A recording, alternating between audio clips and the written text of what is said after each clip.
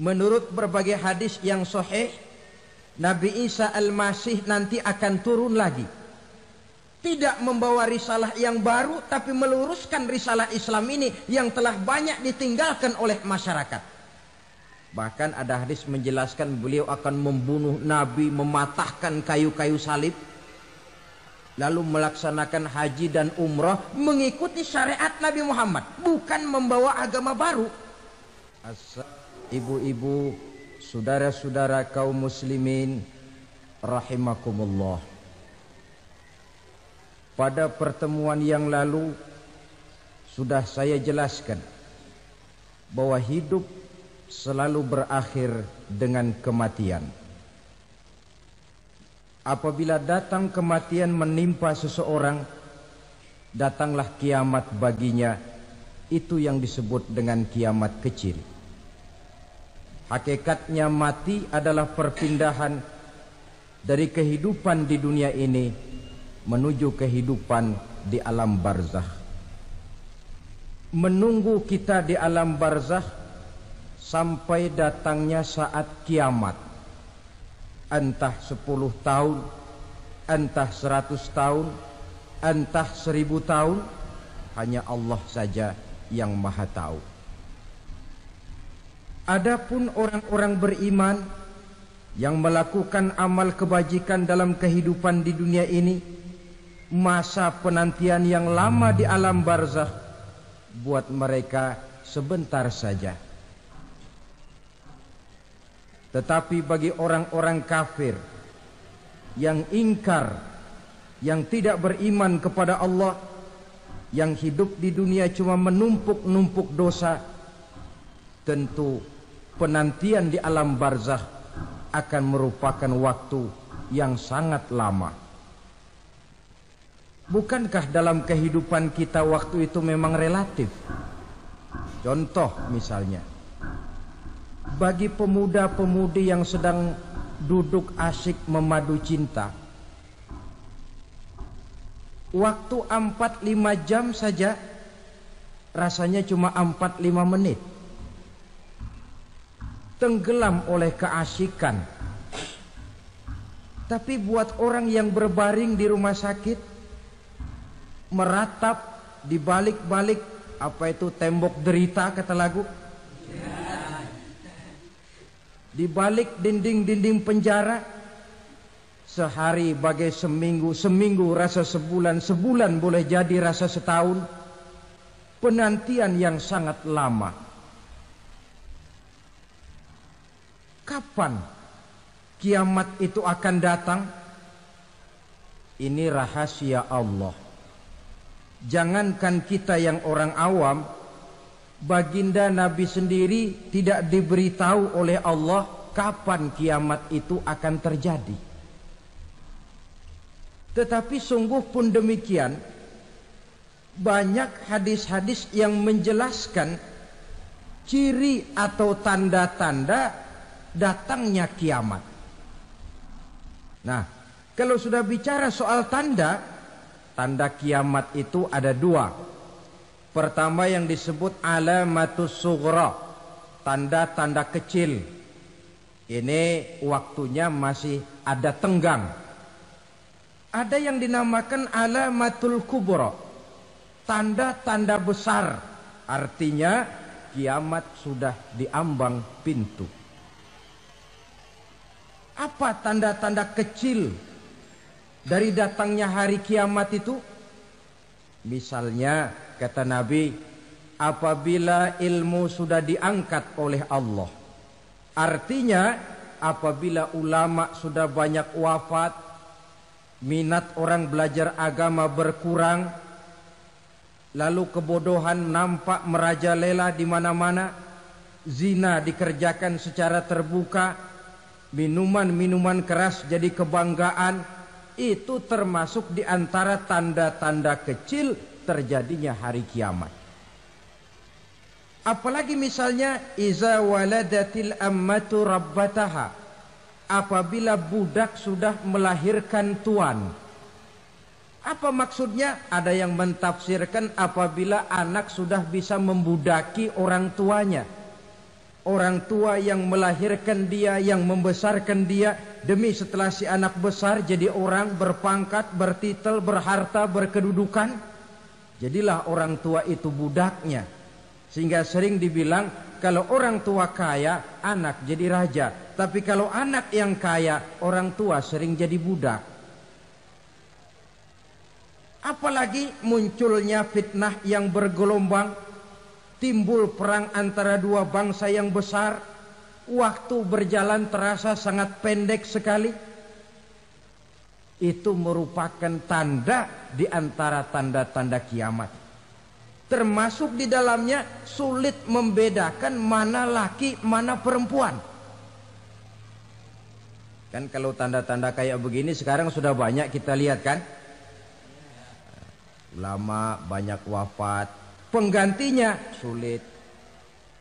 Zina dikerjakan berterang-terangan, minuman keras jadi kebanggaan,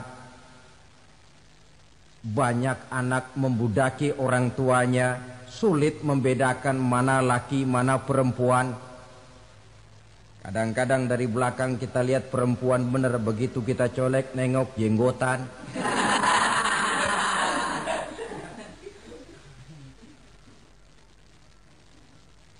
Ini termasuk tanda-tanda kecil. Masih ada tenggang sampai akan terjadinya kiamat itu. Nah, yang dimaksud dengan tanda-tanda besar, ini tanda besar artinya kiamat sudah diambang pintu. Pertama, matahari terbit dari sebelah barat. Apabila matahari sudah terbit dari arah sebelah barat, tertutuplah sudah pintu taubat. Bersabda Nabi kita, la taqumus sa'atu hatta tatlu'a syamsu min maghribiha.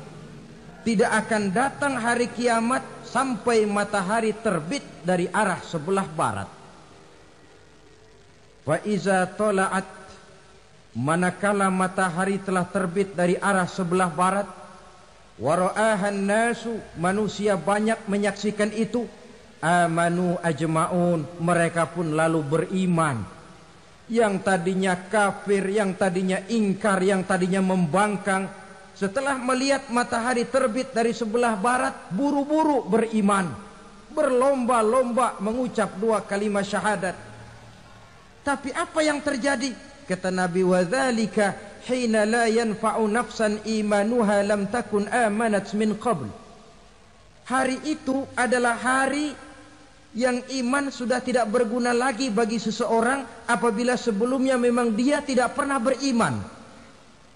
Au kasabat fi imaniha khaira, atau beriman tetapi tidak pernah melakukan kebajikan di dalam keimanannya itu. Hari yang sudah kasib, hari yang sudah terlambat, beriman tidak akan ada gunanya lagi. Ini pelajaran buat kita. Sebelum sang surya terbit dari sebelah barat, sebelum nafas sampai di tenggorokan, artinya pintu taubat masih terbuka. Kalau dua hal itu sudah terwujud, nafas sudah sampai di kerongkongan, atau matahari sudah terbit dari arah sebelah barat, tertutuplah sudah pintu taubat. Tak ada lagi gunanya pangkat, jabatan, harta, bahkan beriman pun dalam suasana macam itu. Too late, kata orang Kulon. Sudah terlambat. Matahari terbit dari arah sebelah barat.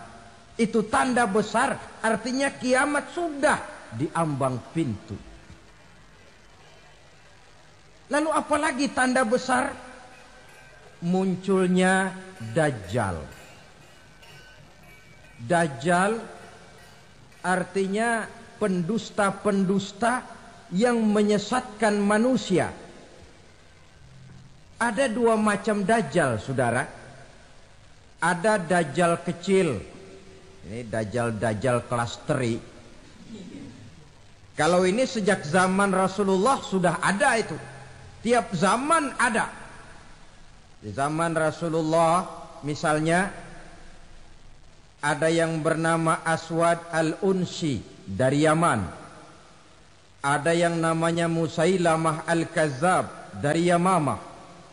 Ada yang namanya Ibnu Sayyad dari Madinah. Ini dajjal-dajjal di zaman Rasul. Musailamatul Kazab memproklamirkan diri jadi nabi dia. Di zaman Rasul masih hidup.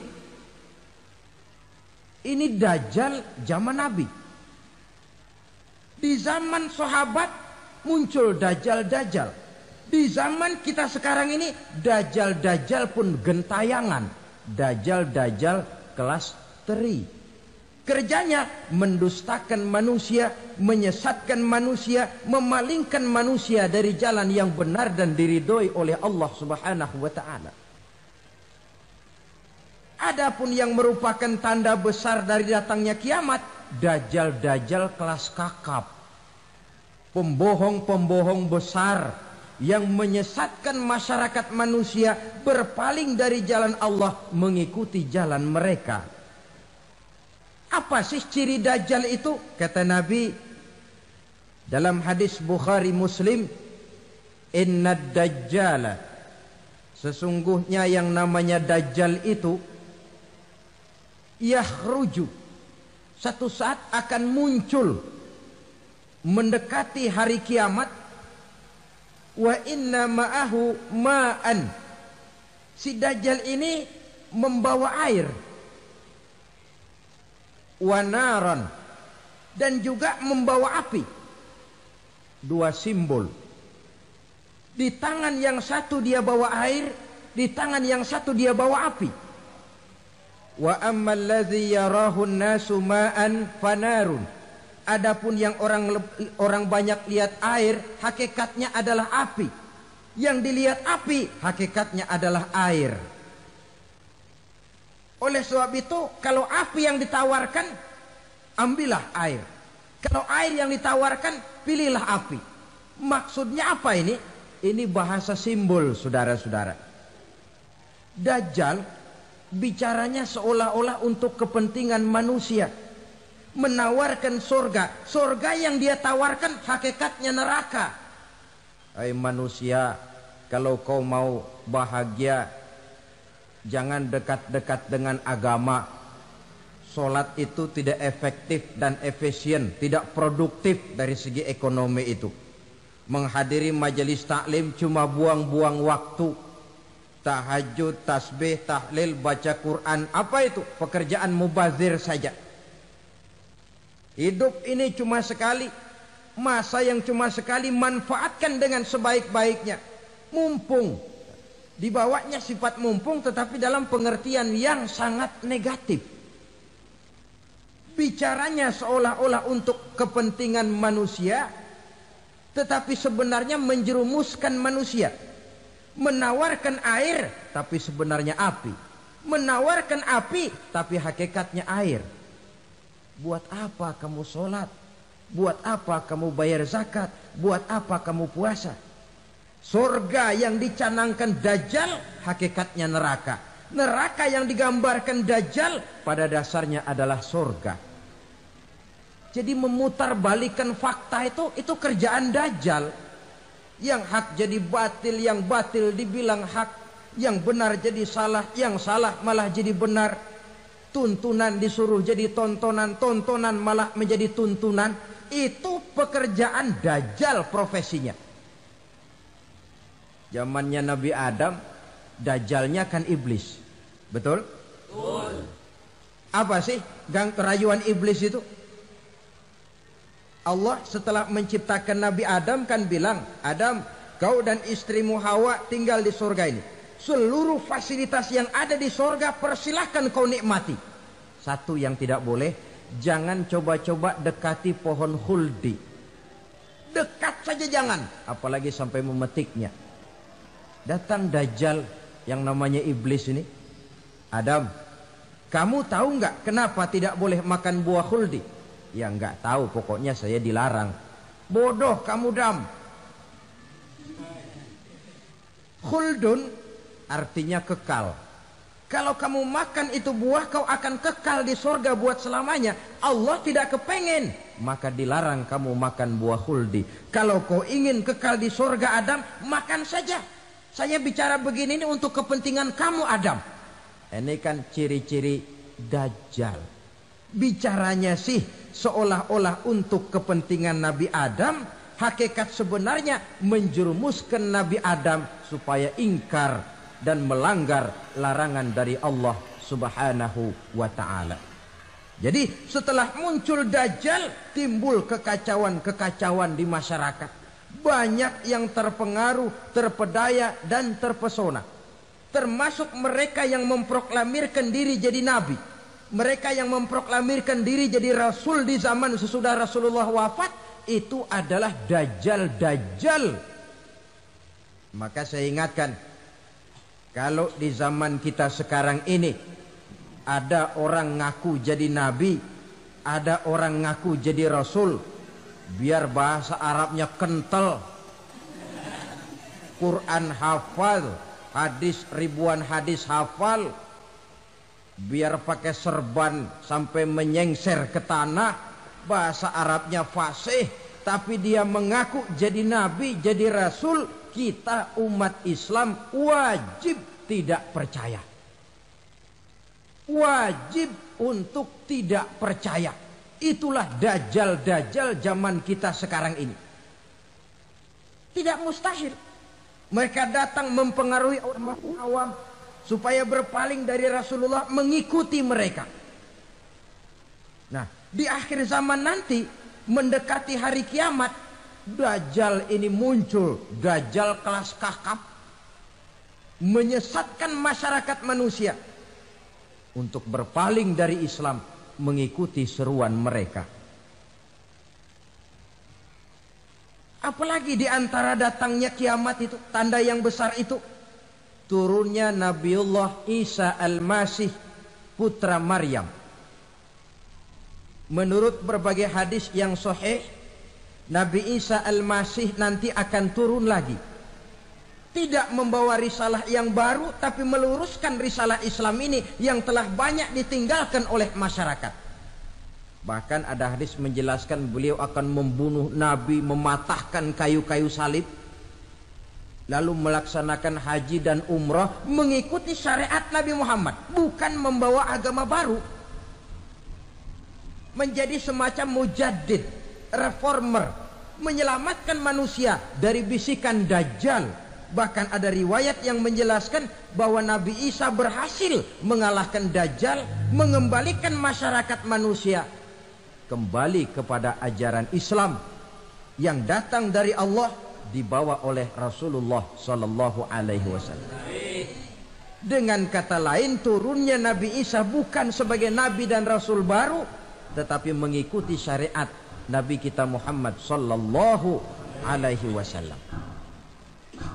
Saudara hadirin, ibu-ibu hadirat yang saya hormati, kemudian apalagi di antara tanda-tanda besar akan datangnya kiamat itu? Keluarnya asap atau awan. Kata Nabi, inna min asyrati sa'ah dukhanan yamla'u ma bainal masyriqi wal maghrib.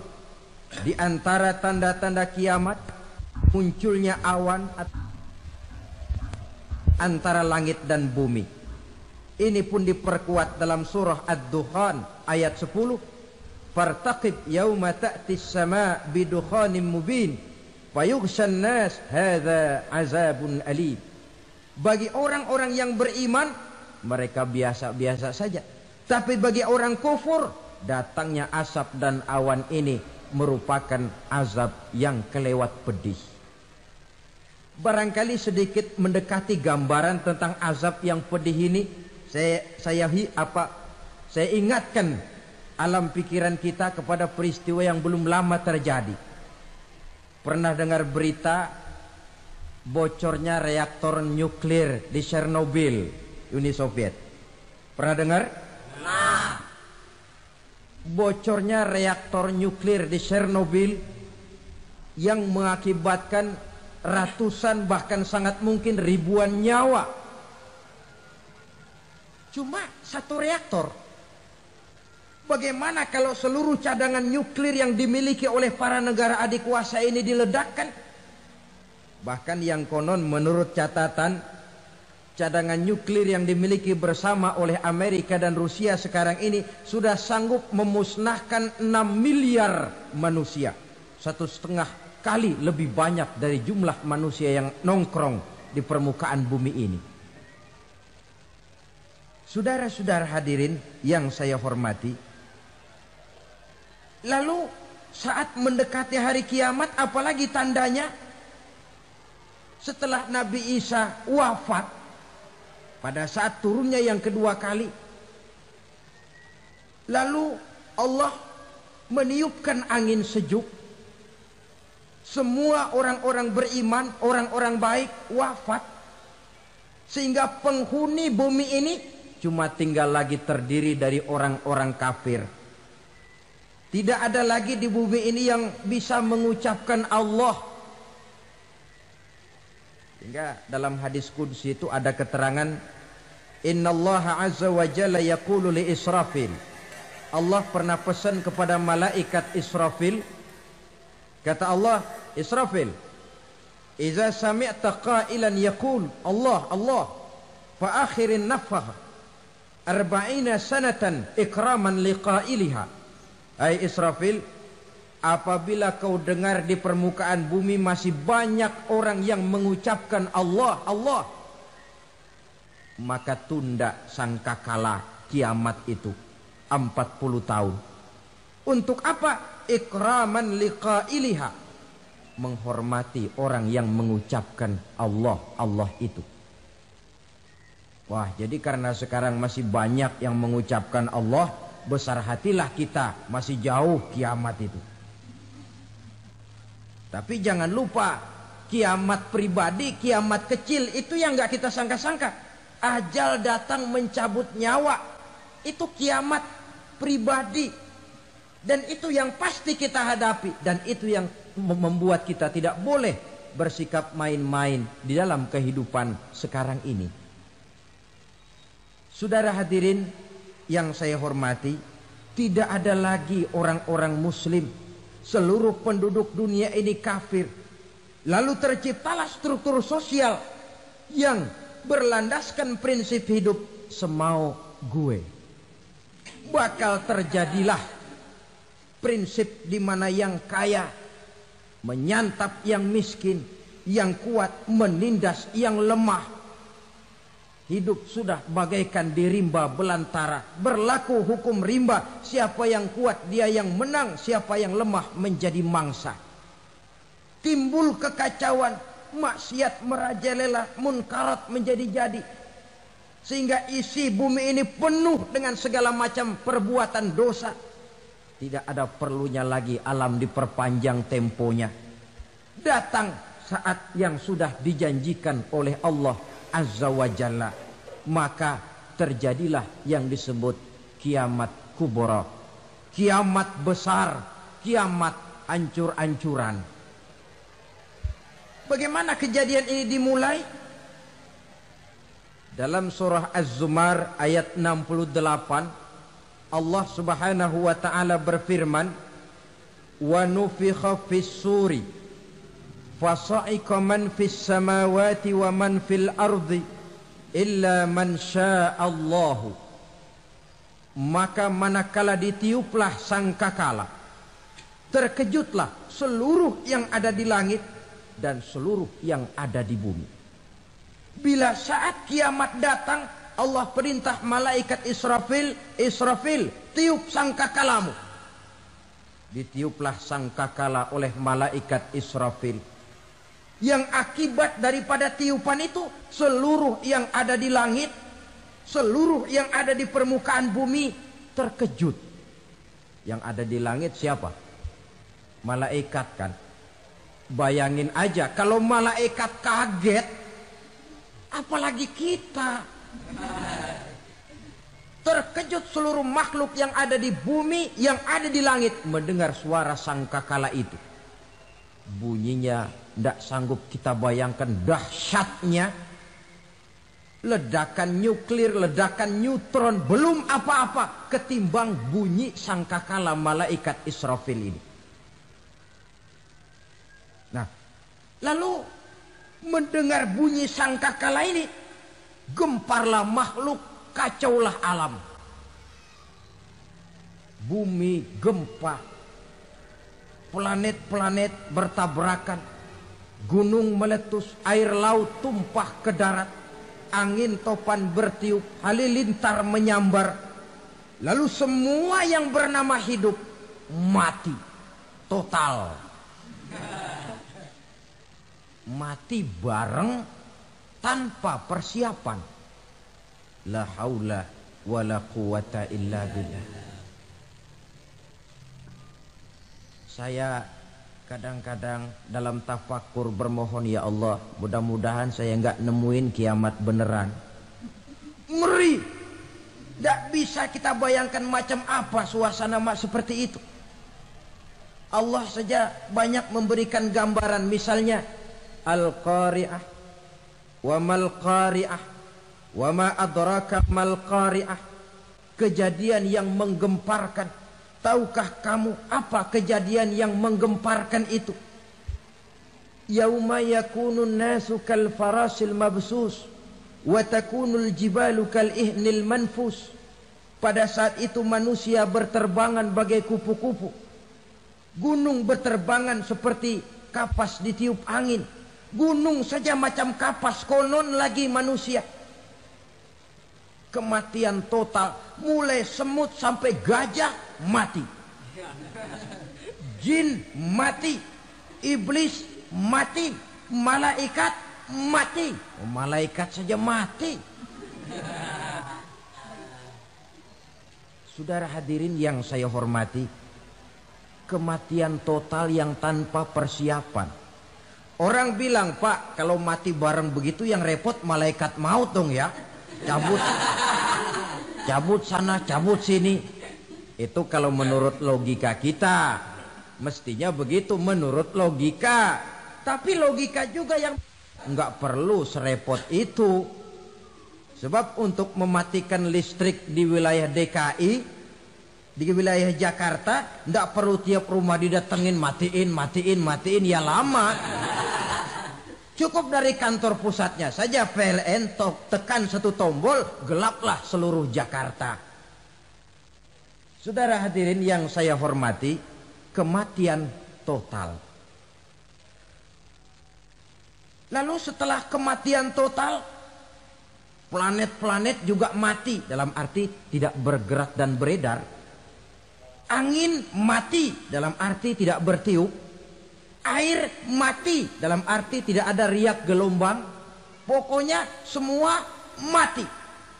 Kullu nafsin za'iqatul maut. Semua yang bernafas mati. Dalam ayat lain, kullu man 'alaiha fan.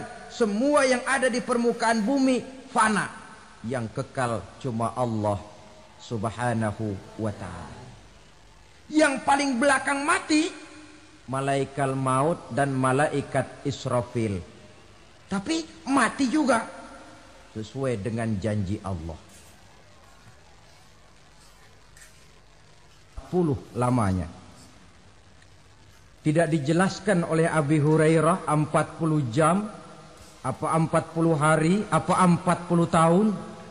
Hadis-hadis cuma menyebutkan 40 saja. Sunyi alam. Yang tinggal cuma Allah saja lagi.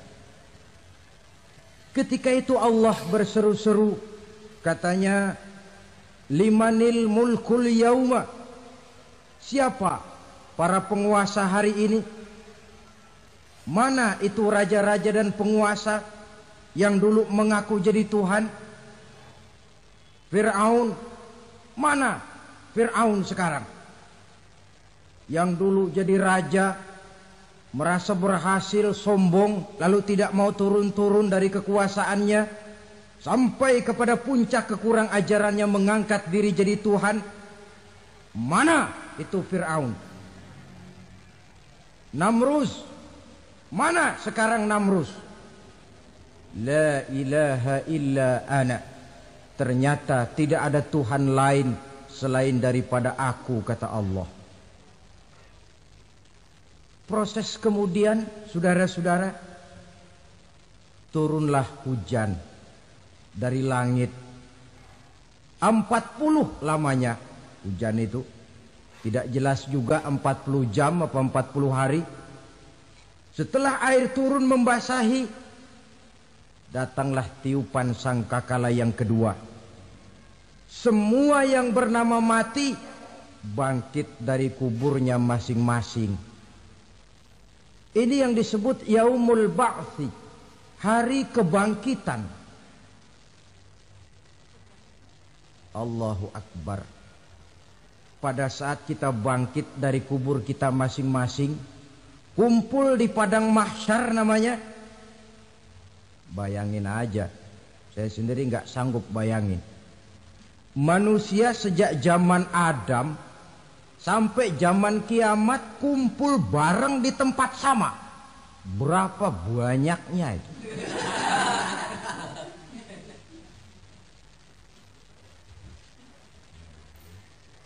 Dan yang luar biasa menurut satu riwayat, pada saat bangkit itu, Masya Allah, roman muka kita berubah.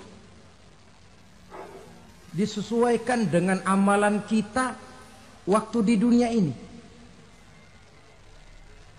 Barang siapa yang waktu di dunia amalannya itu amalan tikus, di akhirat nanti dia bangkit dari kubur, mukanya seperti muka tikus. Gagah betul badannya, tapi mukanya seperti tikus. Kenapa? Amalannya waktu di dunia seperti amalan tikus. Apa amalan tikus itu? Suka ngegeragoti barang yang sudah disimpan rapi-rapi. Orang sudah simpan uang rapi-rapi, simpan perhiasan rapi-rapi, digeragoti oleh tikus. Maling-maling, pencoleng-pencoleng, koruptor-koruptor. Itu nanti di akhirat nanti kita lihat mukanya seperti muka tikus.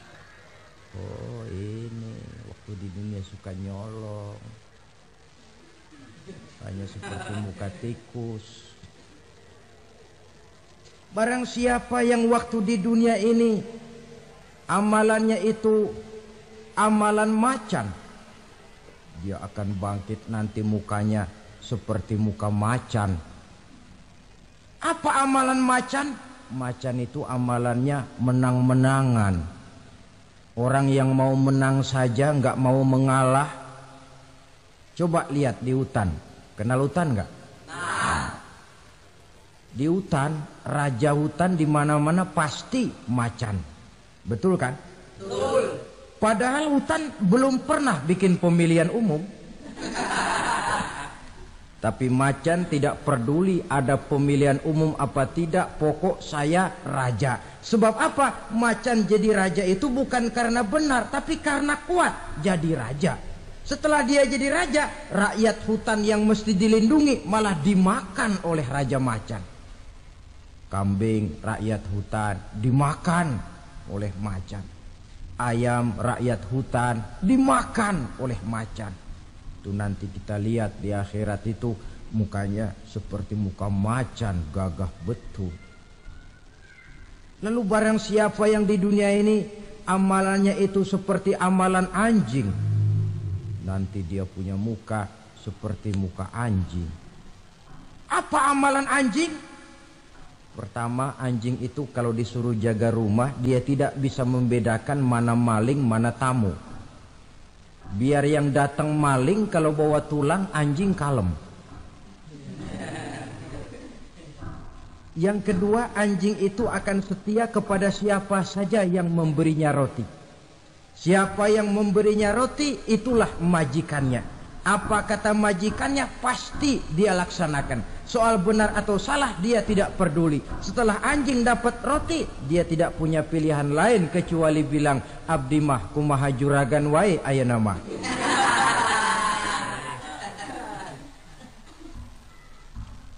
Saudara hadirin yang saya hormati,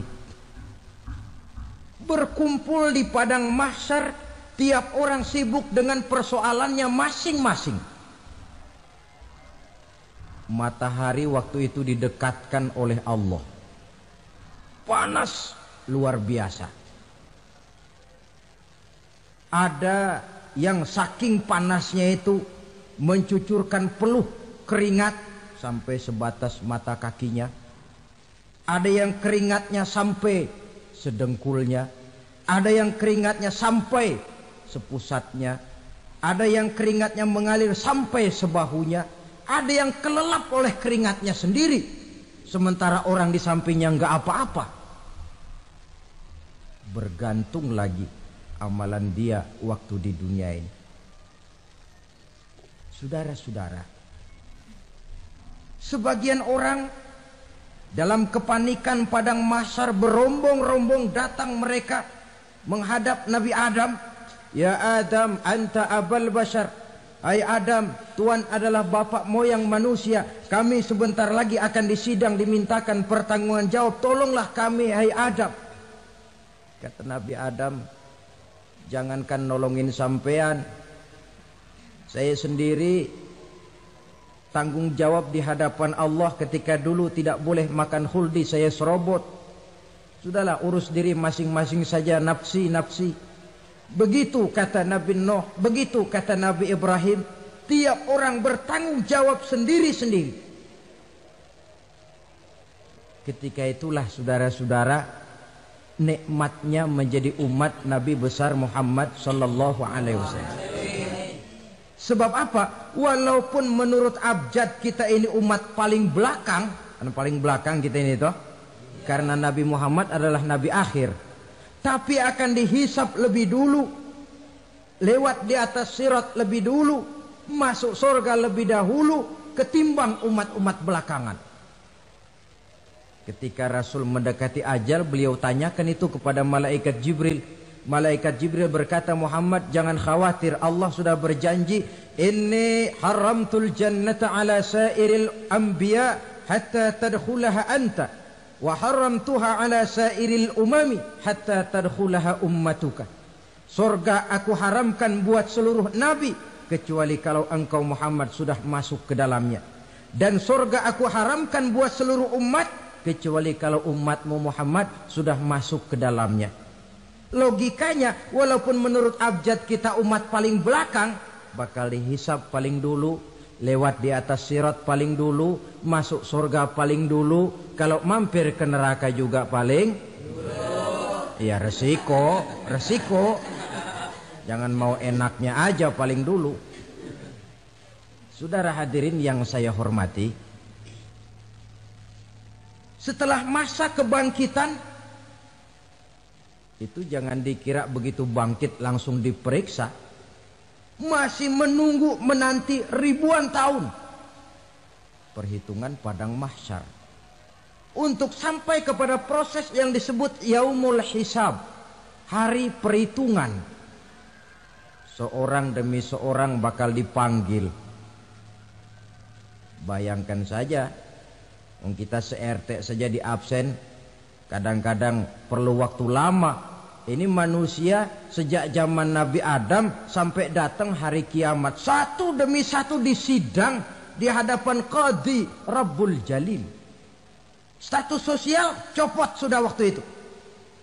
Yang pernah jadi hartawan di situ tidak lagi kelihatan kehartawanannya. Yang pernah jadi jenderal tidak lagi dipanggil jenderalnya. Yang ustadz tidak lagi dipanggil al-mukarramnya. Seluruh status sosial selesai.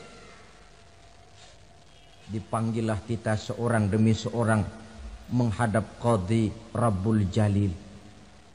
Bagaimana proses penghisaban itu? Pertama proses tanya jawab. Di antaranya ada hadis menyatakan lan tazula qadama 'abdin yaumal qiyamah hatta yus'ala an arba'i khisalin. Besok di hari kiamat tidak akan bergeser telapak kaki seorang hamba sampai dia ditanya lebih dulu tentang 4 persoalan. Tentang ilmunya. Kemana ilmu itu diamalkan? Tentang umurnya. Di mana umur itu dihabiskan? Tentang masa mudanya. Kemana masa muda itu dipakai? tentang hartanya, dari mana harta itu didapat dan kemana harta itu dibelanjakan. Ini termasuk proses tanya jawab. Jadi kalau istilah pengadilan dunia, nama Fulan bin Fulan. Kamu waktu di dunia diberikan umur panjang untuk apa? Pernah mengalami masa muda, kemana kau habiskan masa remajamu? Kau diamanahkan ilmu, dengan apa ilmumu kau amalkan?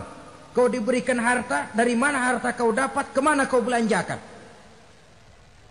Tak seorang pun yang bisa mungkir. Sebab apa? Dikala itu yang menjadi saksi bukan orang. Yang menjadi saksi adalah seluruh anggota badan kita. Tangan bicara, kaki jadi saksi terhadap seluruh amalan yang pernah kita kerjakan pada saat kehidupan di alam dunia ini. Selesai proses tanya jawab, lalu diperlihatkan buku catatan kita waktu hidup di dunia ini. Jangan lupa Allah itu menyiapkan 2 superkomputer kepada kita. Sebelah ditempelin sebelah kanan, yang sebelah tempelin di sebelah kiri. Komputer itu namanya Raqib dan Atid. 2 malaikat yang apabila baik kita lakukan, refleks saja akan menulis kebajikan kita. Jahat kita kerjakan, akan tertulis. Catatan itu nanti diperlihatkan kepada kita. Waduh, alangkah malunya pada saat diperlihatkan catatan kita, buku rapot kita merah melulu. Barangkali diperiksa sambil diomelin, brengsek lo. Buku merah melulu begini, bagaimana waktu hidup di dunia? Tidak cukup diperlihatkan buku catatan kehidupan, rekaman kehidupan. Rekaman kehidupan kita secara utuh sejak terlahir sampai ajal datang merenggut nyawa. Barangkali mirip dengan video sekarang ini, di mana terekam dengan baik seluruh kegiatan kita sejak yang sekecil-kecilnya sampai kepada yang sebesar-besarnya. Untuk kemudian kita pun menerima balasan. In khairan fa khairun wa in syarran fa syarrun. Kalau baik ya baik balasannya, kalau jahat ya jahat juga balasannya. Catatan-catatan kita diberikan. Kalau banyak kebajikannya diberikan di tangan kanan dengan cara yang halus. Kalau banyak kejahatannya diberikan dari sebelah kiri atau dilempar dari belakang. Itulah sebabnya sejak di dunia ini kita sudah mohon kepada Allah. Ketika berwudu membasuh tangan kanan, apa kita bilang? Allahumma a'tini kitabi biyamini wa hasibni hisaban yasira. Ya Allah, berikan saya kitab di tangan kanan, dan kalau saya memang perlu dihisap, hisaplah saya yang seringan-ringannya. Tangan kiri berlindung kita kepada Allah. Jangan sampai diberikan kitab di tangan kiri atau dari arah sebelah belakang. Wa'udzubika an tu'tiya kitabi bishimali au min warai zuhri, dari arah sebelah belakang. Na'udzubillah min dzalik. Setelah selesai lewat proses penghisaban, lewat mizan, timbangan, maka yang sudah selesai dihisab itu bergeraklah menuju sirat, jembatan yang terbentang menuju surga melalui neraka. Saudara-saudara, panjangnya perjalanan sirat itu memakan waktu ratusan tahun. Tetapi orang yang lewat di atas sirat pun macam-macam, bergantung amalannya ketika di dunia ini. Ada yang lewat di atas sirat itu kalbarkil khatib, seperti kilat yang menyambar, lep, sudah sampai dia di surga. Cepat bukan main. Ada yang lewat di atas sirat itu seperti orang lari-lari. Ada yang lewat di atas sirat itu seperti orang jalan biasa. Ada yang sambil merangkak, ada yang sambil ngesor, ada yang sambil gelayutan, ada yang selamat sampai ke ujung ke surga, ada yang tergelincir jatuh masuk ke dalam neraka, bergantung amalannya dalam kehidupan di dunia sekarang ini. Tiap kita akan melewati yang namanya sirat ini. Saudara-saudara kaum muslimin yang saya hormati, dengan demikian mereka yang selamat melalui sirat sampai ke terminal akhir surga, mereka yang ketika dihisab ternyata banyak kejahatannya daripada kebaikannya, mereka singgah di dalam neraka. Nah, adapun orang-orang yang beriman menurut ayat Quran dan hadis Nabi itu nanti ada bermacam-macam. Ada orang beriman itu yang dimasukkan surga. Ada orang beriman itu yang dimasukkan ke dalam surga. Ada orang beriman itu yang disebut penduduk surga. Kenapa lain-lain, Pak? Karena waktu di dunia amalannya juga lain-lain. Ada orang beriman yang masuk surga. Ini paling murah tiketnya. Mau masuk surga?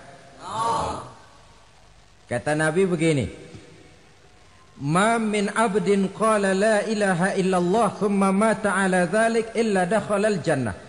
Kalau seorang hamba sudah mengucap dua kalimat syahadat, dia yakin dengan kebenaran kalimat itu sampai matinya, orang itu akan masuk surga. Abi Dzar yang waktu itu diajak bicara heran, ya Rasul kok gampang betul? Iya. Walaupun orang itu mencuri, iya. Walaupun orang itu berzina, iya. Biar dia mencuri, biar dia berzina, kalau dia sudah mengucap dua kalimat syahadat, dia yakin dengan kebenaran kalimat itu sampai matinya, itu orang akan masuk surga. Jadi masuk surga cukup dua kalimat syahadat, yakin sampai mati, masuk surga. Itu perkara masuk. Tapi kalau pertanyaannya diterusin, masuknya kapan, Pak? Nah, ini lain lagi urusannya. Sebab ada yang masuknya itu langsung, ada yang mampir dulu. Di sana tempat cuma dua, kalau tidak surga, neraka. Mau ke surga tapi mampir dulu, yang mampirnya jelas di neraka. Kenapa? Dalam hadis qudsi ada riwayat, nanti itu di akhirat, setelah Allah selesai mengatur penduduk surga masuk surga, yang neraka masuk neraka, Allah berkata kepada malaikat Malik, malaikat Malik, labaik ya Allah, itu bajingan-bajingan tengik, manusia-manusia durjana yang waktu di dunia tidak mau sujud, jauh dari ulama, gemar melakukan yang munkarat dan maksiat, hidup di tengah masyarakat selalu jadi bibit keonaran, kufur, sudah masuk neraka semua. Sudah ya Allah. Nah, kalau sudah, coba sekarang kamu masuk, Malik. Saya, iya, masuk neraka. Mau apa ya Allah?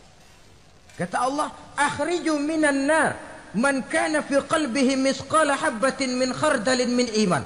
Kau masuk neraka, cari di dalam neraka orang-orang yang ada imannya walaupun kecil sebesar biji zarah, angkat mereka keluar. Masuk malaikat Malik ke neraka, cari orang yang ada imannya, korek-korek. Ya repot, udah pada gosong. Yang ada imannya diangkat ke atas, yang ada imannya diangkat ke atas, lalu dimandikan di Nahrul Hayat, namanya sungai kehidupan di akhirat nanti. Cakep lagi rupanya, bersih lagi wajahnya, apel di hadapan Allah. Kata Allah, bagaimana mas? Kapok nggak sampean? Kapok ya Allah. Nah, kalau kapok, idhab fadkhulil jannah, pergi masuk surga sana. Berangkat mereka ke surga. ketemu sama temen-temennya yang udah sampai lebih dulu, yang nggak pakai mampir lagi. Terjadi dialog. Kata teman-temannya yang udah pada nyampe duluan, Mas, iya, emang baru sampai? Oh, saya baru sampai. Memang mampir di mana dulu, Mas? Kita sudah lama sampai di surga. Saudara buka surah Al-Muddatsir ayat 34-35. Masalakakum fis saqar? Kenapa kamu mampir di neraka Saqar? Qalu lam naku minal musallin. Mereka menjawab, kami mampir di neraka Saqar, Mas, gara-gara dulunya kami waktu di dunia ndak pernah sholat. Ndak pernah sholat? Ndak pernah. Kan rumahnya dekat masjid. Cuma dekat doang, Mas. Sholat mah enggak saya. Enggak pernah ngasih makan fakir miskin. Enggak pernah hadir di majelis taklim. Pendeknya enggak pernah melakukan kebajikan. Maka saya pun mampir di neraka Saqar.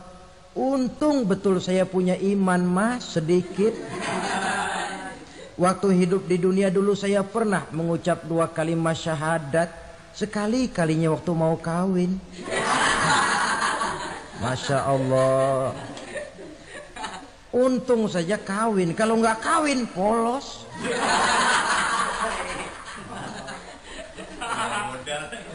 Itu juga penghulu sudah setengah mati ngajarin. Asyhadu alla, asyaduaan, asyaduaan.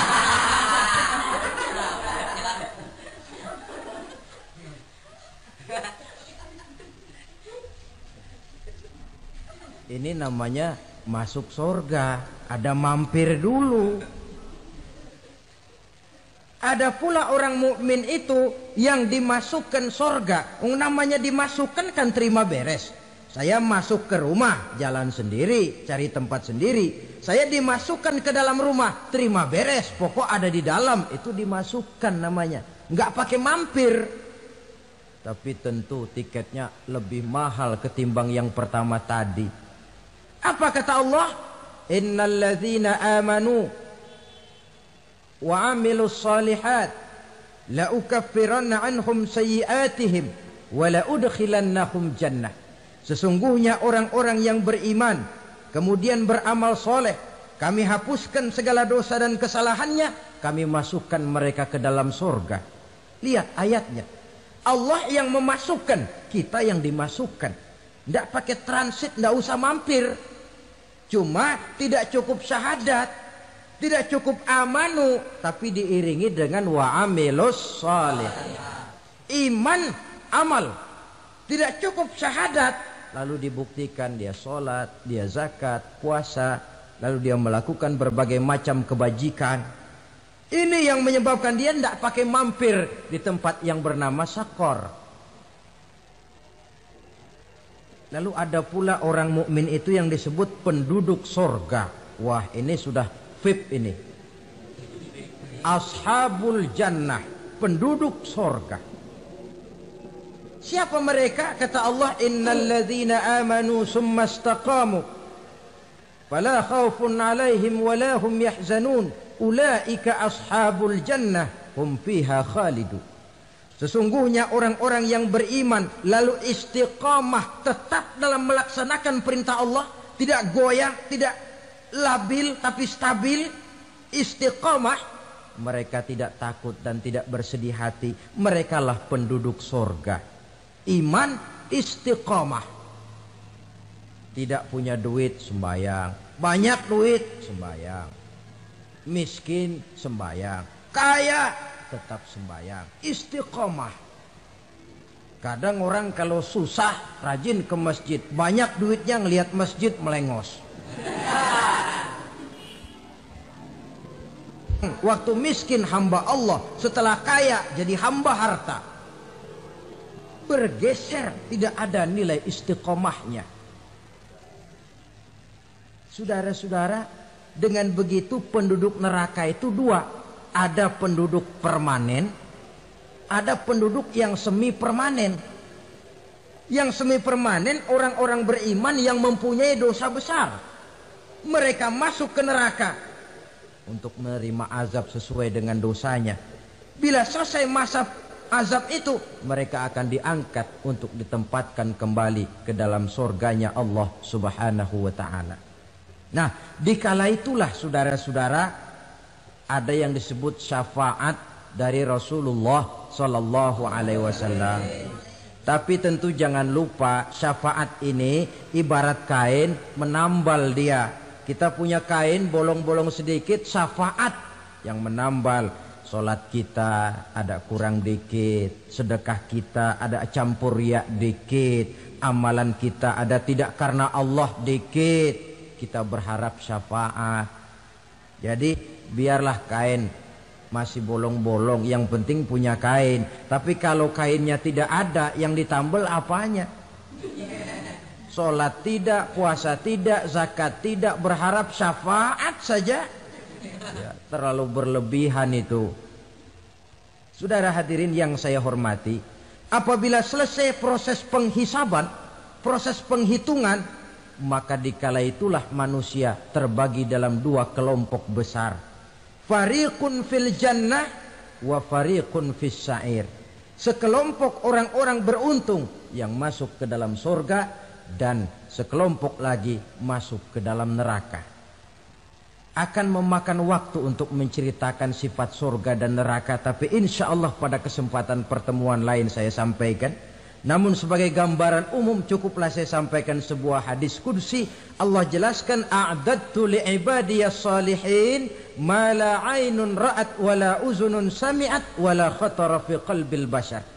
Aku sediakan buat hamba-hambaku yang soleh, yang tidak pernah terlihat oleh mata, tidak pernah terdengar oleh telinga, dan belum pernah terdetik dalam hati manusia. Jadi kenikmatan surga belum pernah dilihat mata, belum pernah didengar telinga, belum pernah terdetik dalam hati. Pedihnya azab neraka belum pernah terlihat mata, belum pernah terdengar telinga, belum pernah terdetik dalam hati. Saudara hadirin yang saya hormati, oleh karena itu sebagai uraian akhir daripada kiamat ini, marilah sama-sama kita memanfaatkan hidup dengan sebaik-baiknya, supaya jangan timbul penyesalan di hari kemudian nanti. Mudah-mudahan kita seluruhnya diselamatkan Allah dari azab neraka dan mendapat surga dan ridhonya. Sekian dan demikianlah pertemuan kita kali ini. Terima kasih banyak atas segala perhatian. Mohon maaf atas segala kekurangan. Usikum wa nafsi bitaqwallah. Wassalamualaikum warahmatullahi wabarakatuh. Waalaikumsalam.